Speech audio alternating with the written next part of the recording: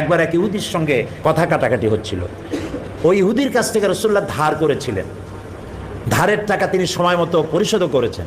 ইহুদি বলছে আমার টাকা দাও, রাসূল বলছেন আমি টাকা তোমাকে দিয়েছি, সে বলছে টাকা তুমি দাওনি। এই কথা কাটাকাটি হচ্ছে। একজন সাহাবী এসে জিজ্ঞেস করলেন, ইয়া রাসূলুল্লাহ এখানে কি হয়েছে? তিনি বললেন এই লোকটা আমার কাছে টাকা পাইতো, আমি সময় মতো টাকা ফেরত দিছি, এখন সে বলছে টাকা ফেরত দেইনি। সাহাবী বললেন আমি সাক্ষী আপনি টাকা ফেরত দিয়েছেন। নবী করিম সাল্লাল্লাহু আলাইহি সাল্লাম বললেন টাকা দেওয়ার সময়ও তুমি উপস্থিত ছিলে না, আর টাকা যখন ফেরত দেই তখনও তুমি উপস্থিত ছিলে না, তুমি সাক্ষী হলো কেমনে? সাহাবী বললেন ইয়া রাসূলুল্লাহ আমরা তো আল্লাহ চিনতাম না, আমরা দেখা খোদাগুলোরে বিশ্বাস করতাম, আপনার কথায় এক অদেখা আল্লাহর উপর ঈমান এনেছি বা আপনার ধর্ম পরিত্যাগ করেছি। এতগুলি অদেখা কথা যদি আপনার মুখের কথায় বিশ্বাস করতে পেরে থাকি, তাহলে সামান্য কয়টা টাকা ফেরত দিয়েছে তা বিশ্বাস করবো না? ইহুদি বলল আপনি আমার টাকা ফেরত দিয়েছেন, আমি শুধু পরীক্ষা করলাম। আর ইহুদি রইলাম না।